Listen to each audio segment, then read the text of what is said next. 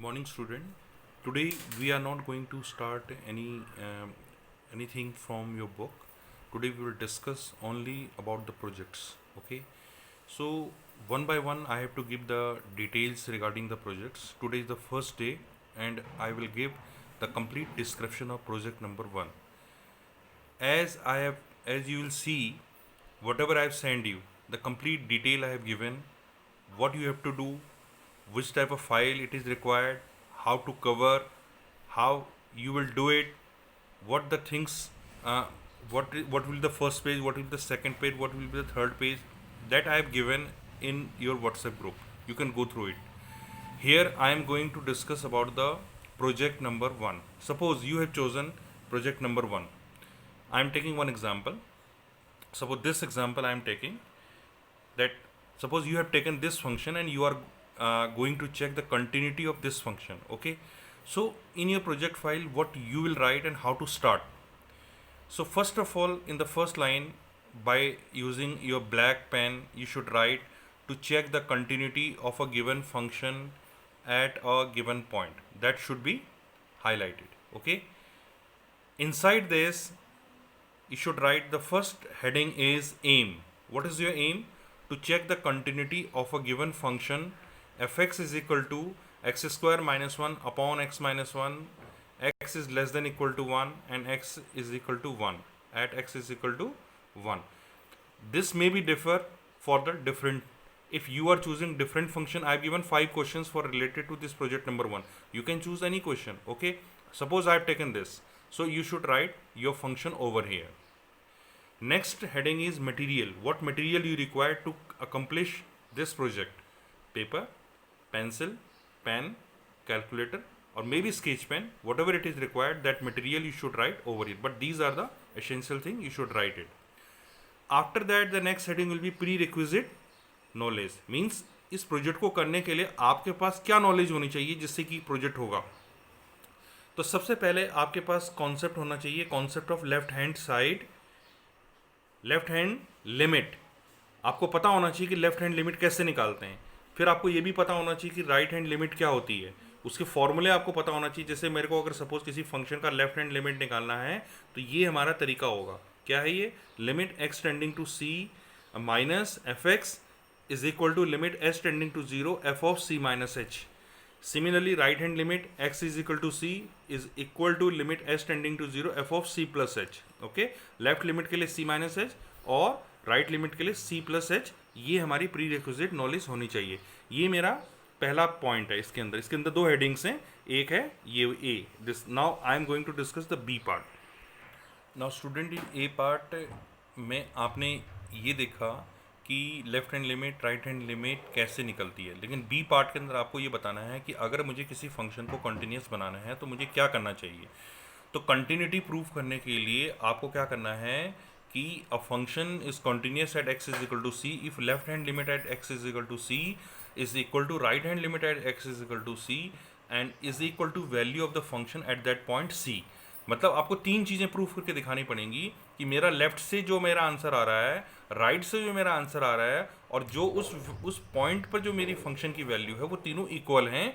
तब जा करके आप ये कह पाएंगे कि मेरा फंक्शन कॉन्टिन्यूस है. ठीक है, तो इस तरह से आपने लिखना है कि limit x tending to C minus stand for left hand limit, c plus stand for right hand limit, और ये दोनों आपस में इक्वल होनी चाहिए और ये इक्वल होना चाहिए value of the function at the point c. तो ये आपने इसकी सब हेडिंग भी खत्म करी. इसके बाद आपको स्टार्ट करना है method of construction. Method of construction मैंने आप इस क्वेश्चन को करेंगे कैसे, ये आपने पूरी डिटेल यहाँ पर लिखनी है. तो इसके लिए सबसे पहले क्या करना है, वी हैव अ फंक्शन. आपको ये बताना है कि मेरे पास एक फंक्शन था ये. सेकंड में आपने लेट करना है कि let we take some point on the left and right side of c is equal to 1, क्योंकि आप c इज इक्वल टू 1 पर इस फंक्शन को क्या कर रहे हैं, कंटिन्यूस प्रूव कर रहे हैं. तो अगर मान लो c इज इक्वल टू 2 पर करते तो 2 के बहुत नियर में. c इज इक्वल टू 1 का मतलब ये है कि आप c इज इक्वल टू 1 के बहुत नज़दीक में लेफ्ट से और राइट से कुछ पॉइंट्स लेंगे और देन इस प्रोजेक्ट को एग्जीक्यूट करके दिखाएंगे कि उनकी वैल्यू सेम आ रही है. ठीक है, सो ये हमारा सेकंड पॉइंट हो गया. तो मेथड ऑफ कंस्ट्रक्शन का जो तीसरा पॉइंट होगा वो ये होगा कि we calculate the corresponding values of f x for each of the points considered above. मतलब जो भी वैल्यू मैंने यहाँ पर कंसिडर करी उसके लिए मैंने क्या करूँगा, यहाँ पर एफ एक्स को कैलकुलेट करूँगा। फोर्थ पॉइंट में है कि now we table down the means, ये जो पॉइंट है ये इसलिए है कि हम लेफ्ट हैंड लिमिट और राइट हैंड लिमिट दोनों के लिए सेपरेट सेपरेट टेबल्स को बना के दिखाएंगे। ठीक है, तो ये हमारे 4 पॉइंट्स हो गए। इसके बाद का पॉइंट आता है डिमॉन्स्ट्रेशन। तो आपको डिमॉन्स्ट्रेशन में क्या करना है, डिमॉन्स्ट्रेशन, तो डिमॉन्स्ट्रेशन के अंदर होता है, डिमॉन्स्ट्रेशन के अंदर आपको टेबल बना के दिखानी पड़ेगी। ठीक है, तो अब आप यहाँ लिखेंगे the values of f x, the values of x and f x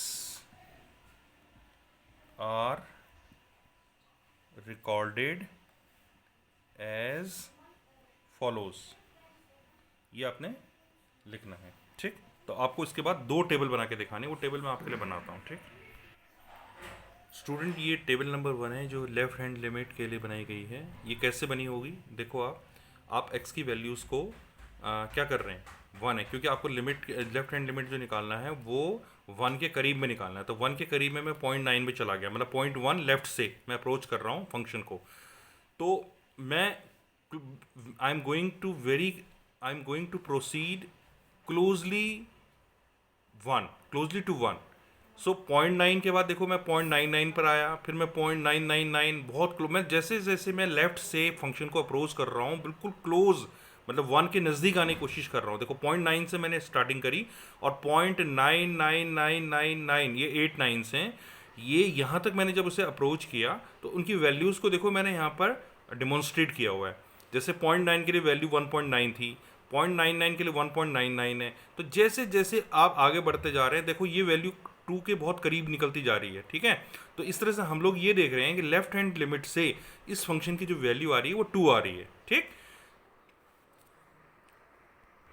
now ये आपकी सेकंड टेबल है, टेबल नंबर 2 है, ये राइट हैंड लिमिट के लिए। इसमें आप देखो मैं राइट साइड से फंक्शन को अप्रोच कर रहा हूँ, यानी कि 1 के नज़दीक की वैल्यू राइट साइड से अप्रोच कर रहा हूँ। तो 0.1 पे मैं था, तो 0.1 से देखो 0.01 हुआ, मतलब मैं 1 को, मतलब 0.1 को कम करते चला जा रहा हूँ धीरे धीरे धीरे धीरे 1 को, 1 के नज़दीक, मतलब कहने का मतलब है कि मैं जीरो को टेंड करने जा रहा हूँ। यहाँ पे मैंने यहाँ 1 होना चाहिए। ठीक है, ये होना चाहिए। तो अब आप यहाँ पर देखो इसकी कॉरस्पॉन्डिंग वैल्यूज़ क्या हो रही हैं, 2.1, 2.01। तो यहाँ भी वैल्यू देखो कम होनी स्टार्ट हो गई और ये बिल्कुल 2 के नज़दीक जाना स्टार्ट हो गया। मतलब राइट साइड से भी 2 की तरफ जा रहा है, लेफ्ट साइड से भी 2 की तरफ जा रहा है। इसका मतलब लेफ्ट हैंड साइड से जो वैल्यू आई वो 2 आई, राइट साइड से जो वैल्यू आई वो भी 2 आई। ठीक है, ये मेरे 2 टेबल्स कंप्लीट हो गए। तो इस टेबल्स को आपको दिखाना होगा और you have to just in a proper way. यहाँ पर तो मैंने लाइनिंग ड्रॉ नहीं करी, आपको प्रॉपर लाइनिंग करनी है, आपको हेडिंग देनी है, ये सब आपने पूरे एक पेज में एक टेबल आएगा। इसका जो नेक्स्ट हेडिंग होगा वो होगा value of the function at x is equal to 1। तो इसमें क्या करना है, आपने फंक्शन को लिखना है, पूरा जो आपको फंक्शन दिया गया वो लिखना है। उसके बाद आपको f1 निकाल के दिखाना है, क्योंकि आप 1 पर left hand limit right hand limit निकाल चुके हैं। अब आप value of the function at that point निकालेंगे, यानी 1 पे निकालेंगे। तो f1 की जो वैल्यू वो जो आपको यहाँ पर कुछ सिंप्लीफाई नहीं करना है, यहाँ पर तो पहले से सिंप्लीफाइड है, 2 लिखा हुआ है। तो आपकी value of the function at x is equal to 1 is 2 आ गई। ठीक, तो ये आपने कंप्लीट डिमॉन्स्ट्रेशन दे दिया कि किस तरह से टेबल्स बन रही हैं, किस तरह से मेरा लेफ्ट लिमिट निकला, किस तरह से राइट लिमिट निकला, और ये आपका वैल्यू ऑफ द फंक्शंस निकाल लिया। और तीनों चीज़ें हमें चाहिए होती हैं, value of the function from left, right and eight that point. ठीक, अब देखो नेक्स्ट आपने क्या करना है स्टूडेंट, उसके बाद आपने ऑब्जर्वेशंस लिखने हैं। इस ऑब्जर्वेशंस में देखो मैंने सबसे पहले लिखा है कि अगर मैंने फंक्शन को लेफ़्ट से अप्रोच किया तो मेरा आंसर 2 आया, अगर मैंने उसे राइट से अप्रोच किया तब भी मेरा आंसर 2 आया। और जब इन दोनों स्टेटमेंट से मैं ये कह सकता हूँ कि लेफ़्ट हैंड लिमिट की जो वैल्यू है वो 2 है और राइट हैंड लिमिट की जो वैल्यू है वो भी 2 है। ठीक है, तो इस तरह से मैंने यहाँ पे ये देखा कि लेफ्ट हैंड लिमिट और राइट हैंड लिमिट आपस में दोनों इक्वल हैं और उन दोनों की वैल्यू ही 2 है। और मैंने एक चीज़ जो अभी इससे पहले जो वैल्यू ऑफ द फंक्शन निकाली थी वो भी 2 आई है। तो इस पूरी बातों से ये क्लियर हो जाता है कि left hand limit at x is equal to 1 equal to right hand limit is equal to at x is equal to 1, value of the function at 1 is equal to 2, all are equal to each other.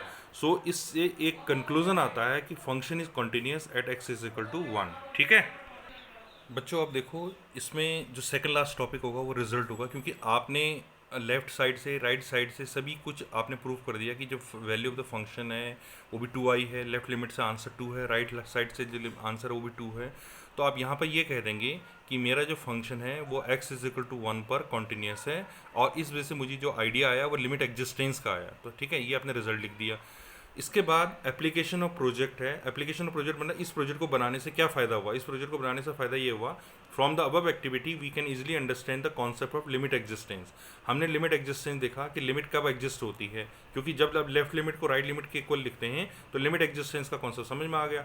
इसके अलावा हमने ये भी इस project से ये भी clear हो गया कि continuity of the given function एक पर्टिकुलर पॉइंट पर कैसे निकाली जाती है। तो अगर आपको ये फंक्शन नहीं लेना है, कोई दूसरा फंक्शन लेना है, you should take the idea from this project. ठीक है, तो इस प्रोजेक्ट को ले इस आइडिया को लेकर के इफ आप प्रोजेक्ट नंबर 1 को चूज कर रहे हैं तो प्रोजेक्ट नंबर 1 के जितने भी पार्ट हैं 1 2 3 4 ABCDE जितने हैं उनमें से कोई भी फंक्शन लेकर के आप अपने प्रोजेक्ट को स्टार्ट कर सकते हैं। ठीक है, tomorrow we will give the next idea of next project.